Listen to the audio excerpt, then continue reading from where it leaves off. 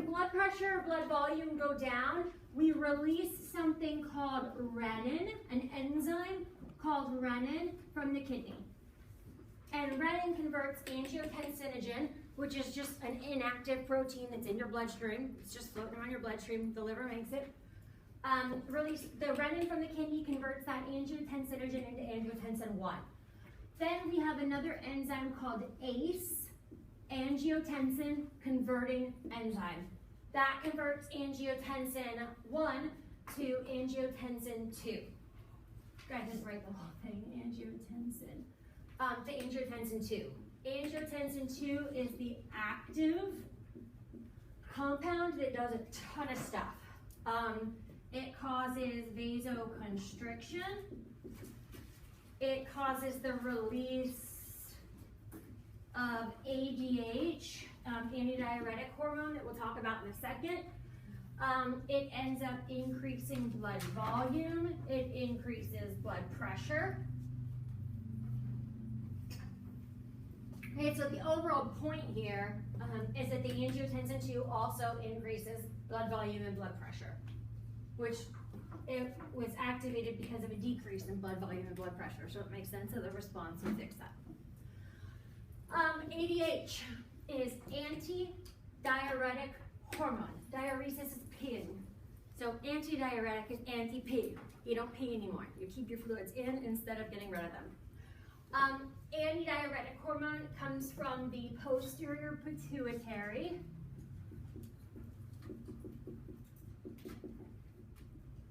And it comes from the posterior pituitary when we have a decrease, again, a decrease in blood volume, decrease in blood pressure, and angiotensin 2 stimulates it.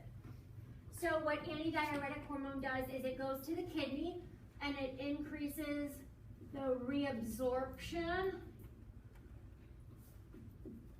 of sodium, and water follows sodium. So sodium and water at the kidney. Okay, so that decreases how much you urinate, decreases urination to increase blood volume. If you increase blood volume, you increase blood pressure. There's also like stimulating thirst and all this other stuff, but this is the big deal. We also mentioned aldosterone.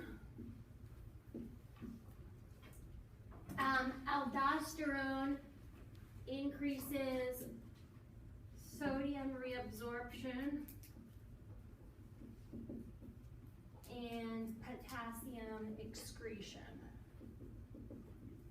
So we reabsorb the sodium into the body, we get rid of the potassium, and water follows sodium. So that increases water reabsorption at the kidney to increase blood volume.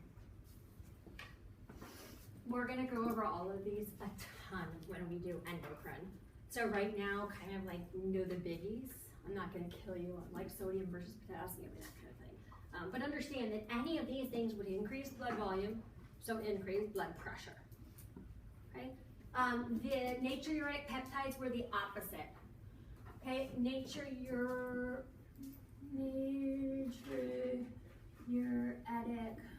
peptides.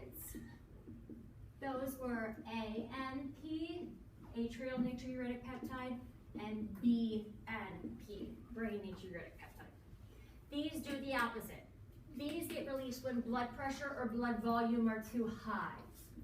So when blood pressure is too high or blood volume is too high, remember we've got too much blood being crammed back into the heart. While the heart's in diastole when it's resting, we cram a ton of blood into it, so it's stretching way too much, and that damages the heart. So the heart releases ANP and BNP. These go to the kidneys, and they increase the amount of water that we get rid of.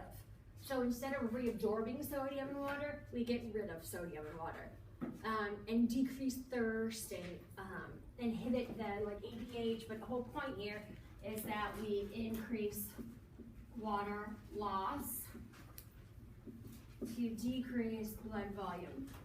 So we decrease the amount of stretching on the heart. Again, keys, the natriuretic peptides decrease blood volume and blood pressure. These guys all increase blood volume and blood pressure.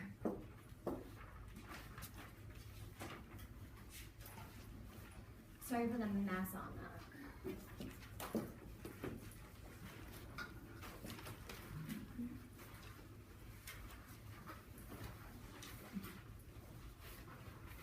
We'll talk about those hormones like in endocrine. We'll also talk about them when we do renal. So when we go through the kidneys, we'll talk about them. We kind of hit them a lot. So this is just your brief intro.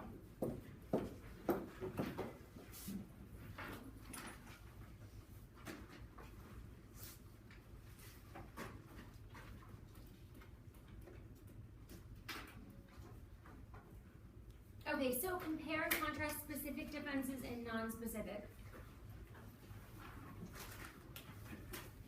So specific defenses are against what? Specific antigens, right? Are those, what did you say, acquired or innate? They're acquired, right? We have to learn them. Non-specific defenses just work the same no matter what. They do not recognize specific pathogens. Are they innate? Yes, they're innate. What cells are involved in specific defenses? T cells and B cells. Okay, which are lymphocytes. What are the differences between lymphatic capillaries and blood capillaries? So lymphatic capillaries, are they larger or smaller? Larger. Thinner or thicker walls? Thinner walls, because remember there's not much pressure and then they don't have to be strong. Do they start, how do they start? Pockets, right? They start as these terminal little pockets. Blood capillaries interconnect things. They've got stuff coming in and out. Lymphatic capillaries start as pockets. What else? What do they have a lot of? God, I love it when you read my mind. One-way valves. And the cells overlap, right? To form the cells in the capillaries overlap to allow blood in but not, or sorry, fluid in but not out. Which lymphatic duct collects lymph from the entire body below the diaphragm and the left side above the diaphragm? Thoracic duct. Where does that empty the fluid into? Good. Left subclavian vein. Which duct collects lymph from the right side of the body above the diaphragm? The right lymphatic duct. And where does that empty the fluid into? The right subclavian vein. What's lymphedema? Edema, or a accumulation of interstitial fluid, right? Swelling, because of blocked what? Blocked lymphatic drainage. Remember, the lymphatic system drains the interstitial fluid. More fluid comes out of the blood. More is filtered than reabsorbed. That extra fluid goes into the lymphatic system, goes through the lymphatic vessels, and eventually we dump it back into the blood. If you block that lymphatic vessel, now you can't recirculate that blood anymore, or that fluid. So the fluid stays in wherever the limb is. When do we see lymphedema a lot? We see it post-cancer treatment. When we do like radiation to the nodes, or when we remove the nodes, you get lymphedema after that, very commonly. What kind of cells produce and secrete antibodies? Plasma cells. Do not tell me B cells. B cells become plasma cells, and then the plasma cells produce and secrete the antibodies. What type of lymphocyte is responsible for, so what type of lymphocyte is responsible for this humoral immunity?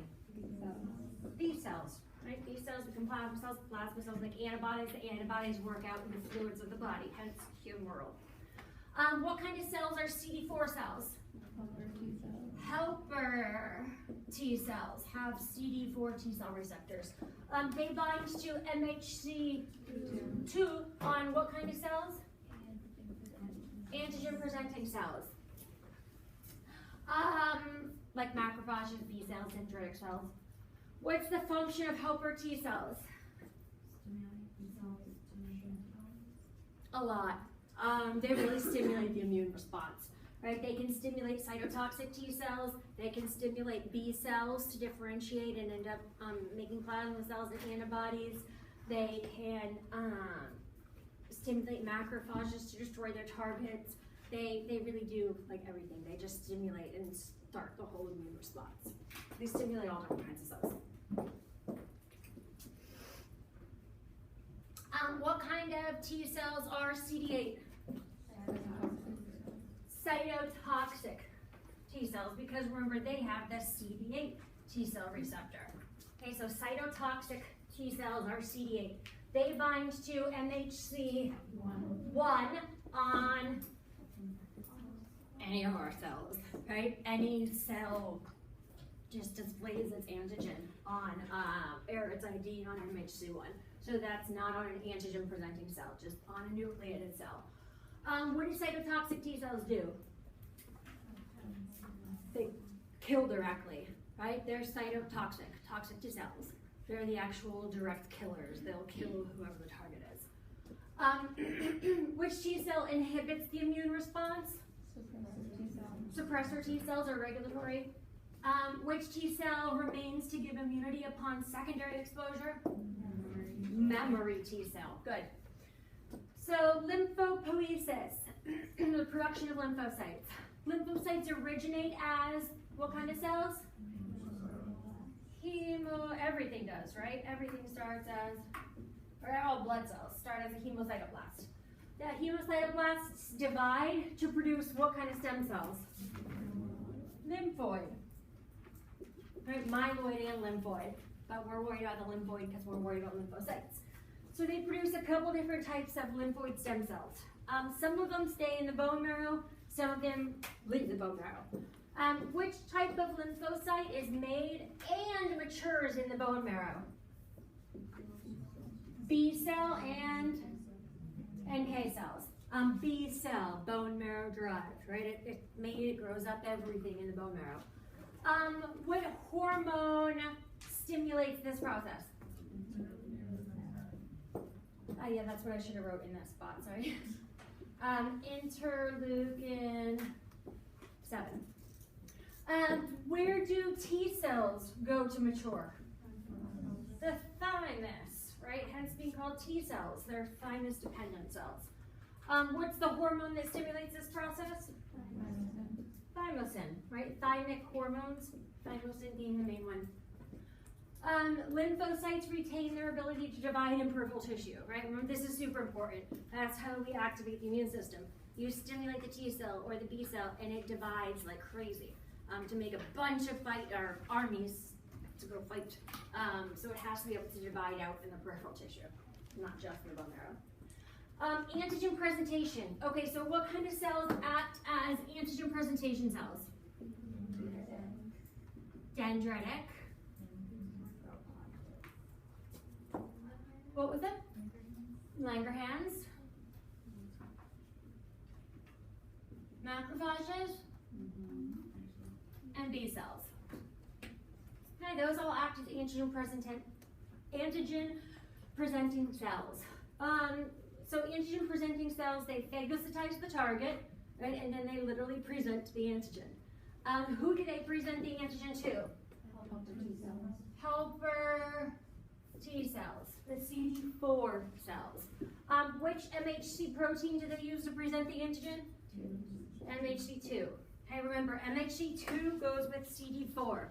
MHC1 goes with CD8. Right? 1 times 8 is 8, 2 times 4 is 8. The process of blank describes how B cells activate helper Ts, and helper Ts in return activate B cells. Co-stimulation. Remember the B cell is an antigen presenting cell. It presents the antigen, that activates the helper T cell, then the helper T cell says, okay, now you can get activated. And then the B cell divides and differentiates to make plasma cells and antibodies and all that good stuff. Antibodies function in multiple different ways. Antibodies can block the pathogenic region of an antigen or a pathogen. What do we call that? Neutralization, right? Or it can neutralize the target. They can bind to the antigen, then complement proteins bind, and that enhances phagocytosis. Remember, it's, we said, like buttering up the bread, makes it look like a more attractive target. The antibody can bind to multiple molecules, clumping them together. What do we call that? Agglutination. Remember, we saw that when we were testing blood type. We made an agglutinator clump, and that's because each antibody has multiple binding sites. So one antibody can grab onto one antigen, another antigen, and clump them all together. Which lymphoid tissue or organ will you find concentrated in the neck, axilla, and groin? Lymph nodes. Lymph nodes have a couple different types of lymphatic vessels going in and out. Afferent lymphatics bring lymph into the lymph node, right? So from the periphery going into the lymph node, we go through multiple different afferent lymphatics. And then the efferent lymphatics bring the lymph out of the lymph node at the hilum. So your hilum, remember, is this little indented area, right? That's what your node looks like. You've got all these efferent lymphatics that bring, or sorry, afferent lymphatics that bring lymph in. It goes through the node, and then at the hilum, the efferent lymphatic leaves, brings the lymph out. A comes before E. Which lymphoid tissues protect the epithelia of the digestive, respiratory, reproductive, and urinary tracts? MALT, right? Mucosa-associated lymphatic tissues, or lymphoid tissues. Why do these areas need added protection? Open to the world, right? That's how you get in. Those are the holes. The skin's a great barrier, but I've got holes in my mouth, my nose, vagina, urethra, anus. Those are all openings. Peyer's patches and tonsils are examples of lymphoid tissues. Okay, Peyer's patches and tonsils. Peyer's patches, the GI tract, tonsils, respiratory tract, and kind of GI as well.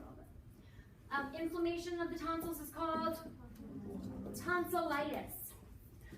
Know that B cell and T cell activation occurs in the nodes and the spleen. The spleen checks for pathogens in the blood. The nodes check for pathogens in the interstitial fluid, right, or tissues.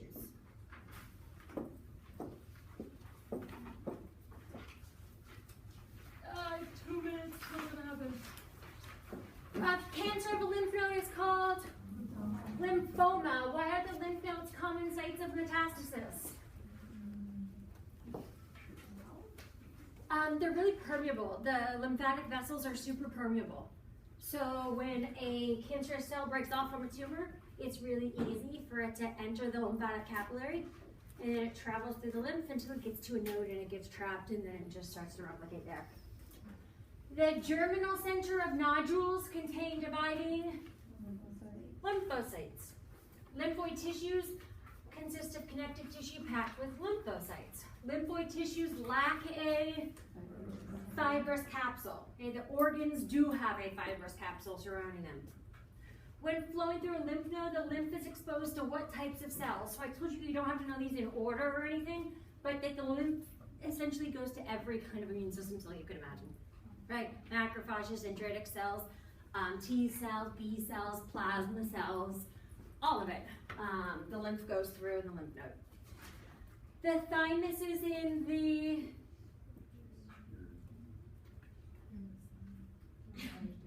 I think I already put the word in there. I don't think that's an extra blank. I think I meant in the superior mediastinum. I'm thinking what that is. That's what the thymus is. What happens to the thymus as we age? It atrophies, right? It withers away, it gets smaller. So what happens to the immune system as we age? It gets weaker. In the thymus, lymphocytes divide and differentiate in what part of each thymic lobule? The cortex, right? The outer area, which is the cortex. The blood thymus barrier isolates what part of each lobule?